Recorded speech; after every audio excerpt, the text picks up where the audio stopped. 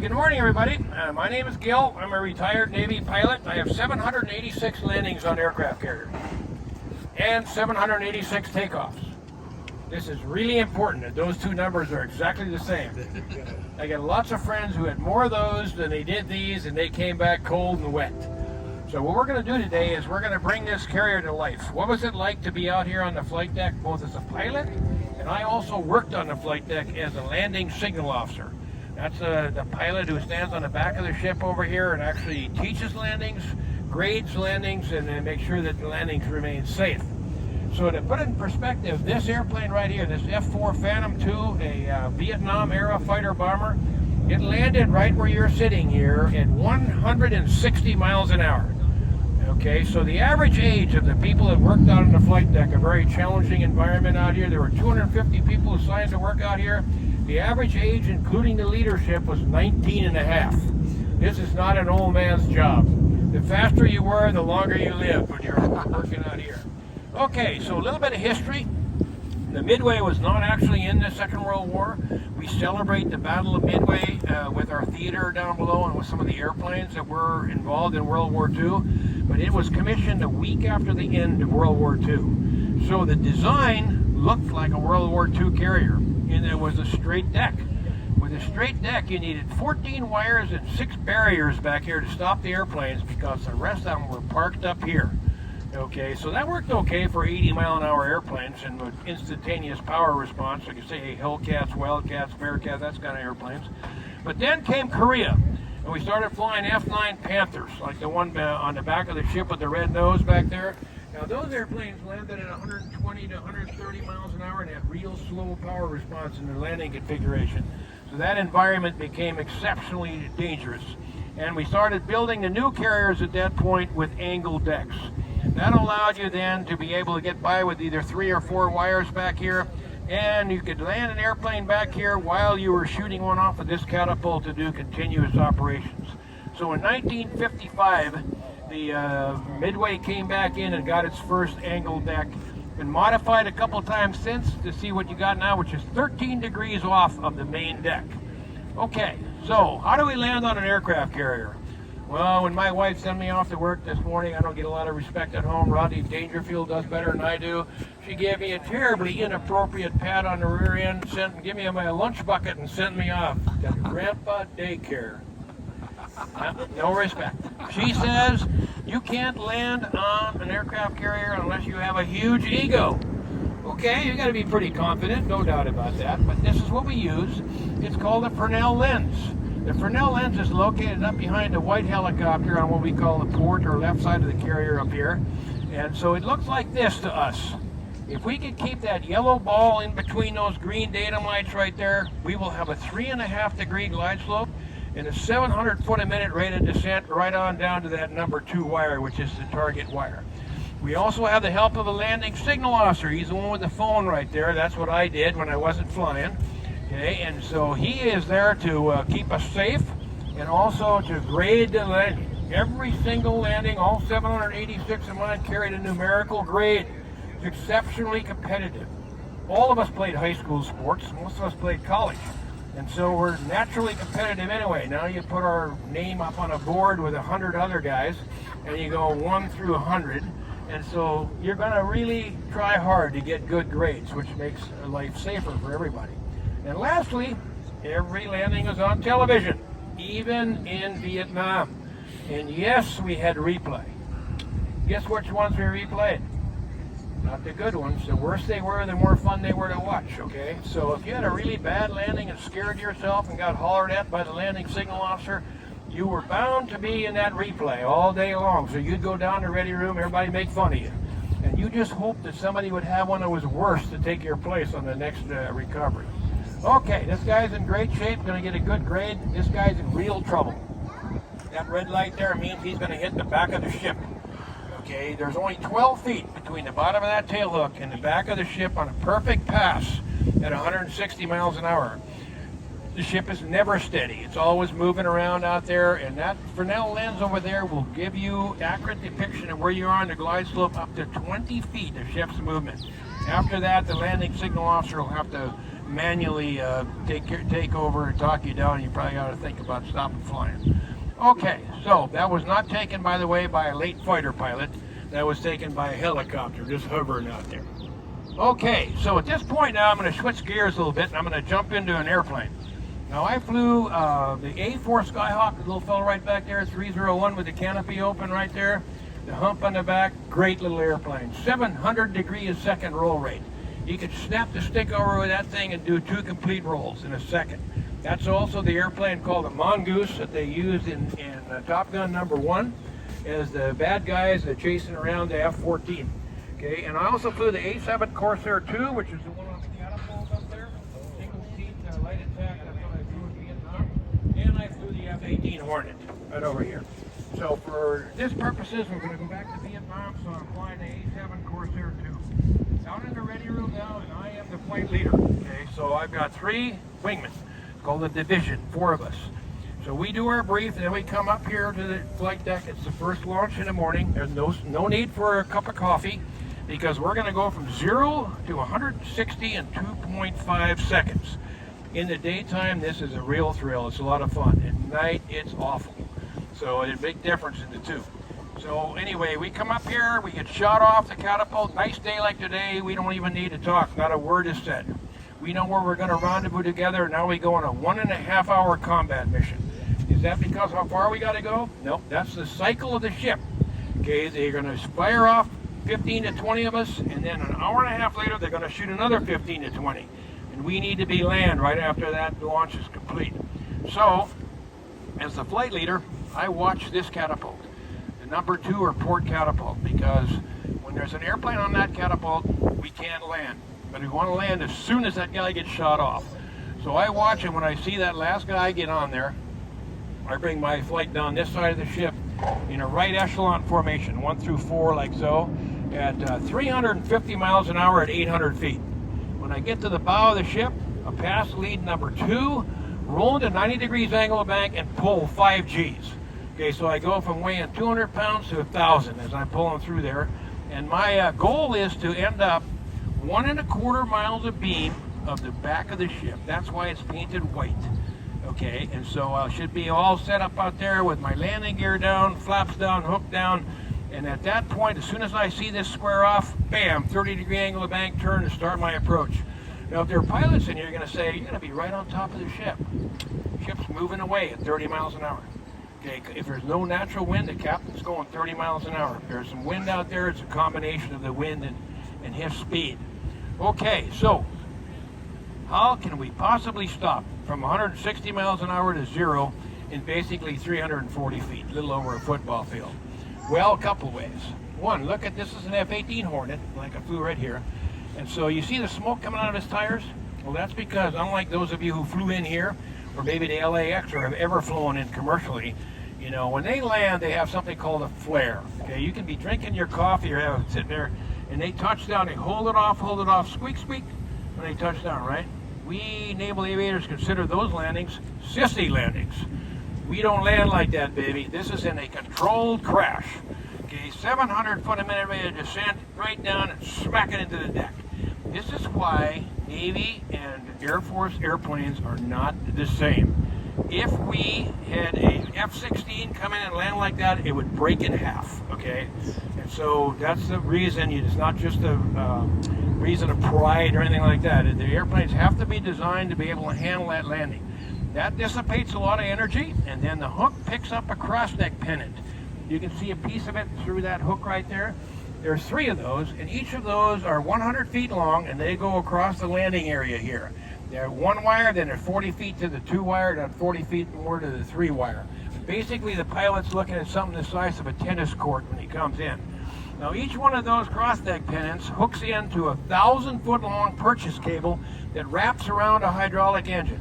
And those hydraulic engines then have a valve that's set for the type and the weight of the airplane that's landing. Hugely important, because he lands at 160, and so do I in my A4 Skyhawk.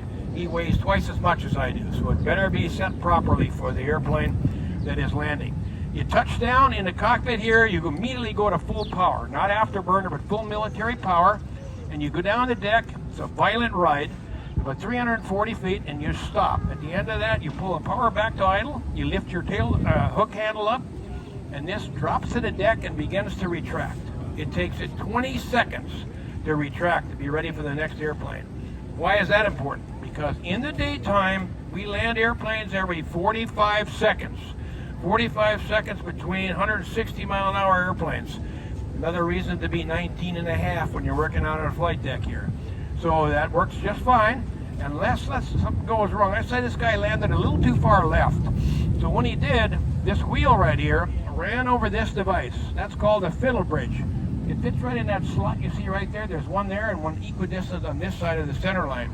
The purpose of those fiddle bridges is to hold that cross-type pennant just high enough so that your wheels will roll over it, but your hook will pick it up, okay? Now with that broken, the next airplane is not going to be able to get that wire. So the air boss is up in the tower up there with his loudspeaker system called a 5MC, and he's going to call down here and he's going to say, on the flight deck, port side aft, number 2 wire, broken fiddle bridge. And the people that are responsible for this thing are all going to get ready.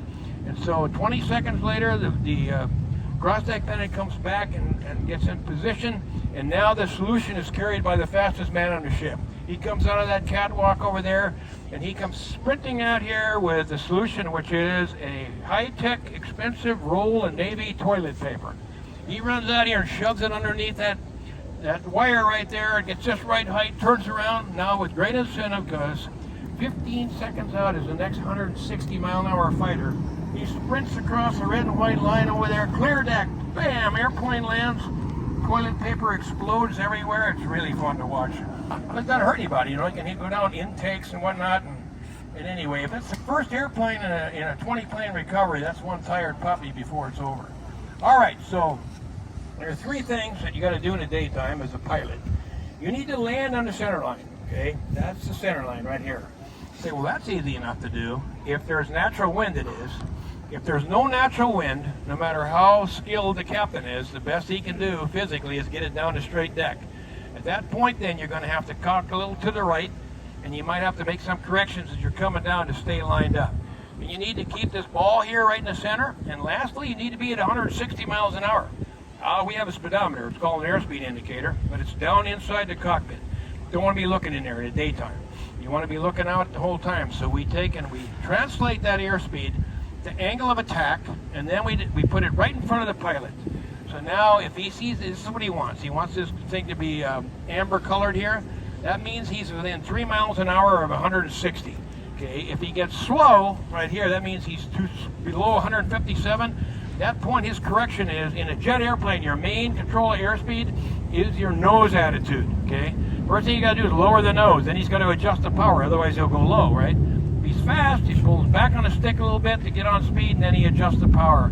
In reality, we're making 100 little corrections the last 15 seconds here to keep that thing right in the middle as we're coming down. Okay, now we're going to stick a GoPro camera behind a Super Hornet pilot. That's the kind of airplanes that are being flown off the USS Nimitz and the Carl Vinson, the 2 active-duty nuclear carriers that are over here.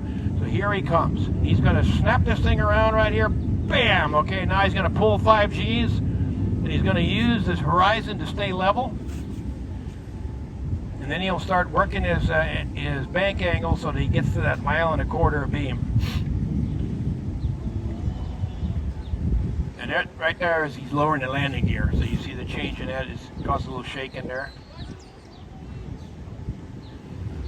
And as he gets past the beam, then he'll start looking for the ship, which is up here.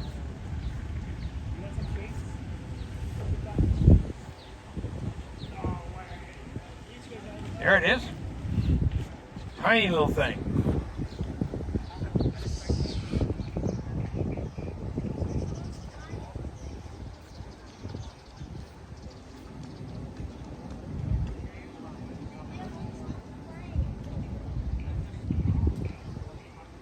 He actually crosses the wake because of the 13 degrees angle off here. And once he levels his wings, it starts getting the closure rate is pretty crazy.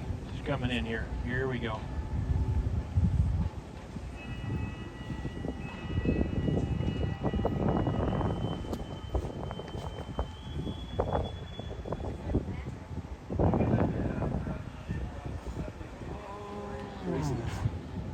Boom. Okay, got him.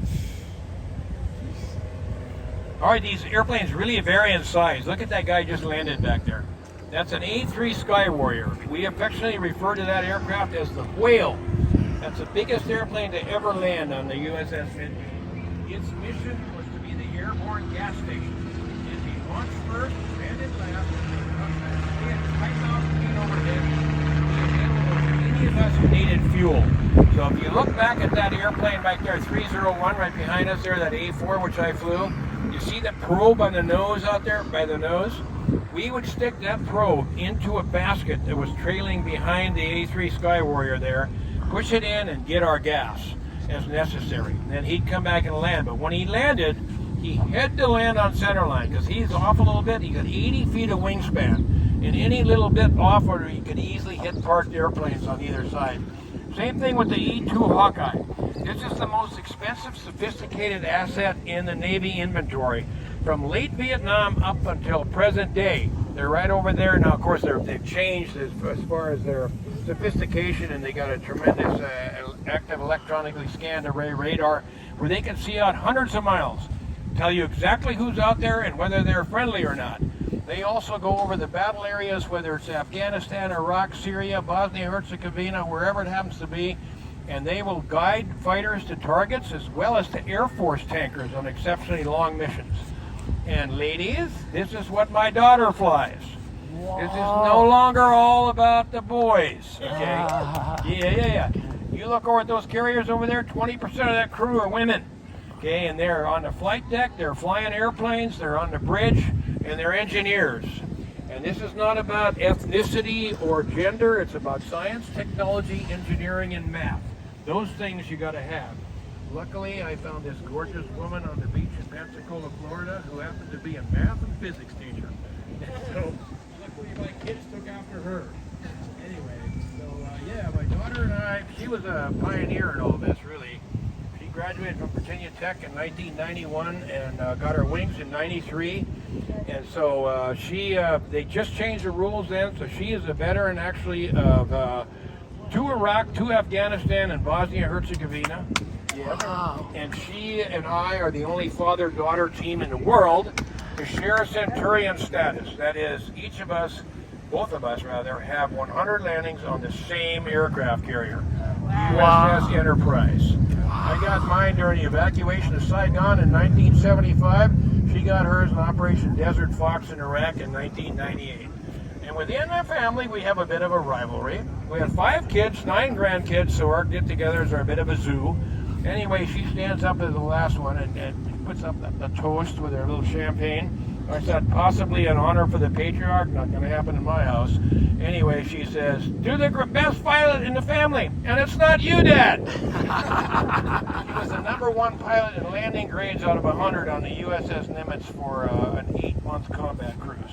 She's got married, got an 11-year-old, a 9-year-old, and her husband is a captain for United Airlines. So all this can be done. Encourage your daughters and your granddaughters and whatever. All right, here we go. Landing on a carrier in the daytime. It's fun. It really is. But how do you just go out and do it? No, you got to practice, right?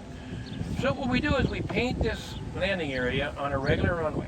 We put the Fresnel lens out there and the landing signal officer as an instructor. And then we get 100 practice landings. In an airplane like that cute little fellow right back there, that T2 Charlie, that's the one that I first got my landings in, and so did my daughter. This is how long these things last.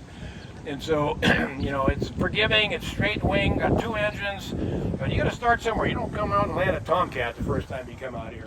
And so you do that, then you go on to something more like a T-45 Goshawk is what they fly now. And then for me, and they assign you your wings, and they assign you where they need you in the fleet. So now what we're going to do is put you in that S-3A Viking. That's the airplane next to the A4 back there, the bigger with the blunt nose out there. So that airplane was a anti-submarine warfare and anti-surface warfare airplane from 1972 or so through the mid-90s. It also was based on the A3 Sky Warrior as our airborne gas station. It lands slower than a fighter, so you can enjoy the ride home and you're in the right seat.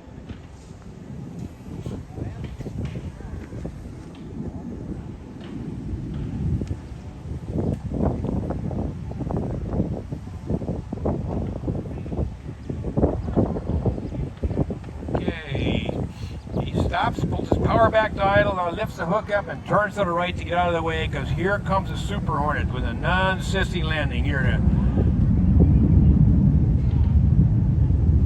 boom. Okay, perfect, right? No coffee left if you're drinking any, but all right, now here comes the landing and the stop. 160 to 0 in a football field. A lot of violence here.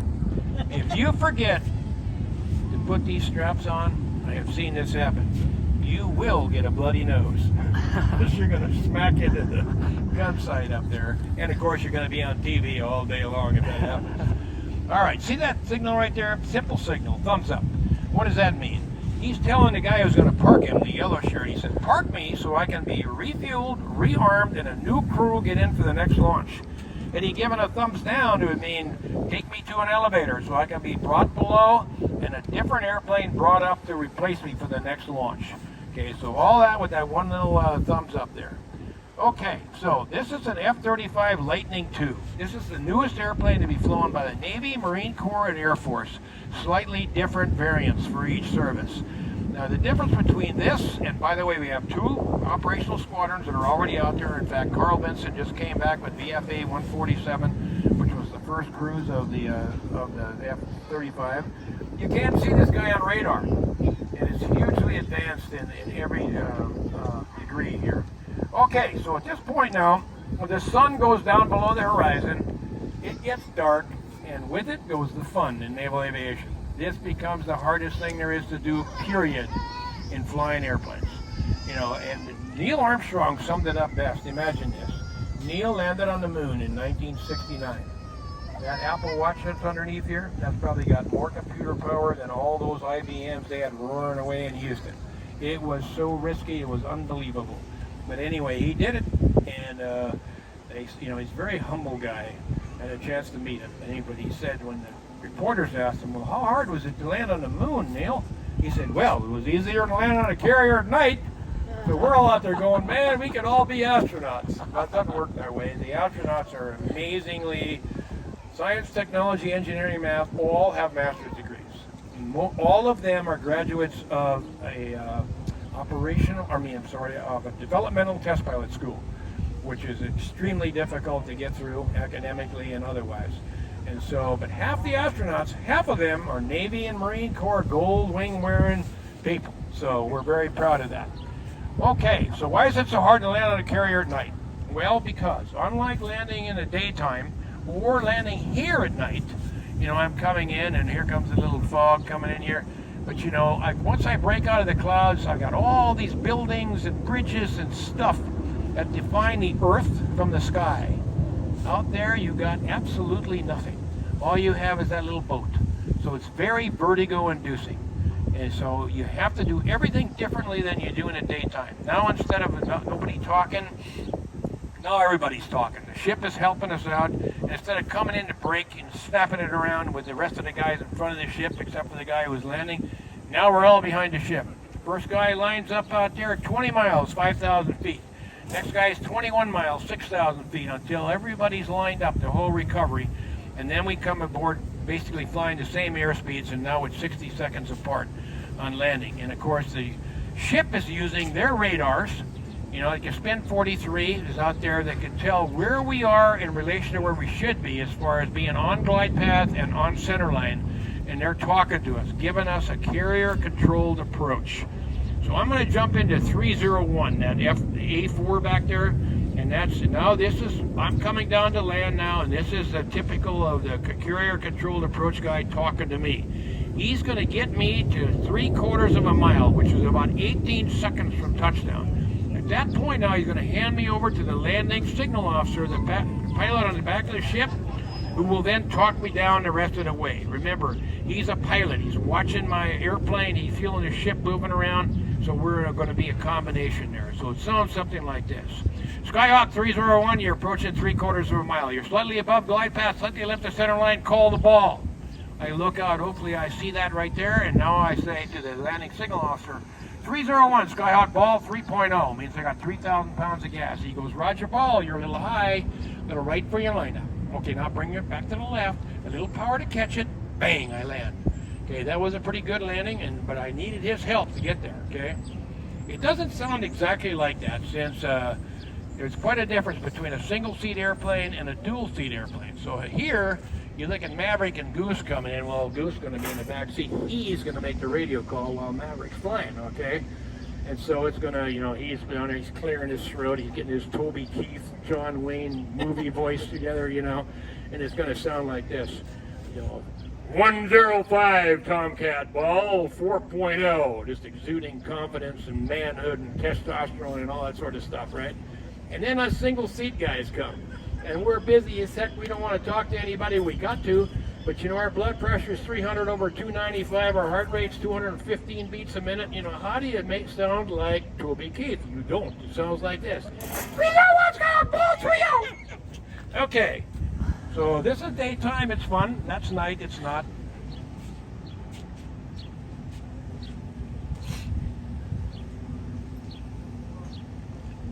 Okay, up to this time now, things have gone fairly smoothly. Now we're going to show you when they go really badly wrong. This is an E2 Hawkeye. In fact, my daughter knew both of these guys. This was on the Eisenhower, I believe, on the East Coast about 3 years ago, and there was a failure, a mechanical failure, very, very rare, of the arresting gear, so it broke after it slowed them below flying speed. So there's only 60 feet between the flight deck and the water. So here they come.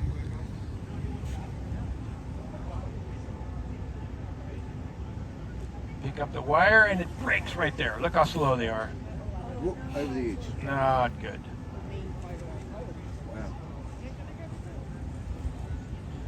Wow.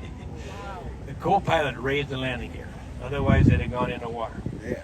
Okay, and those two guys are both 26 years old when that happened. 20 minutes later, they landed in Norfolk, Virginia. They were 70. And both of them needed new flight suits. And this is as close as you can get right there. Okay, so the environment over Hanoi and Haiphong in 1972 has been compared to Berlin for the 8th Air Force in 1944. Talking about Second World War, it was nasty.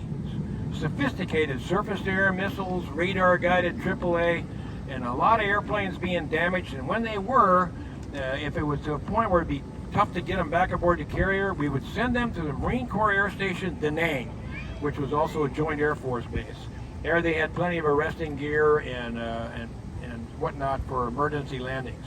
In this case, Lieutenant Denny Galeese on VA-155 Silver Foxes flying off the USS Oriskany. He was over Haiphong, and as he's about to roll in on his target, he sees a missile coming. Now you gotta wait, you gotta be patient. When a missile's coming, it's super fast, right? So you wait, and pull into it, and it'll miss you, it'll go by you. Which is what happened, except that it was proximity fused, so it went off close to his airplane. Didn't knock him down or anything, but damaged his airplane so that he could not get his flaps down, the device under the wings there, like 01 you see on there.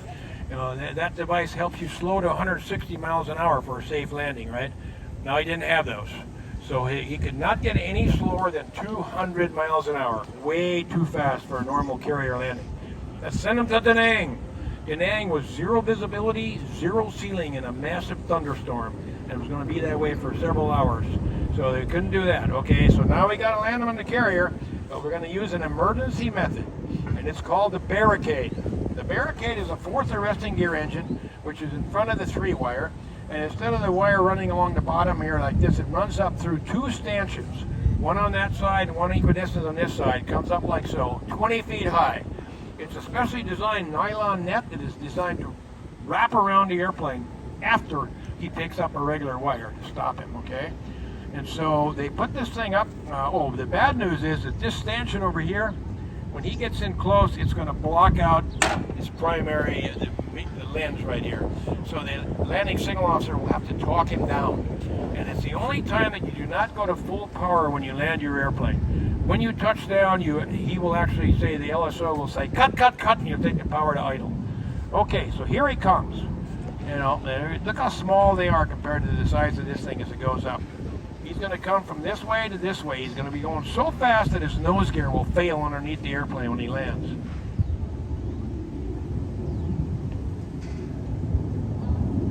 Here he comes. He is smoking. Boom. Got him. Now watch the crash crew, bravest kids on the ship. If he was on fire, it wouldn't slow him down a bit.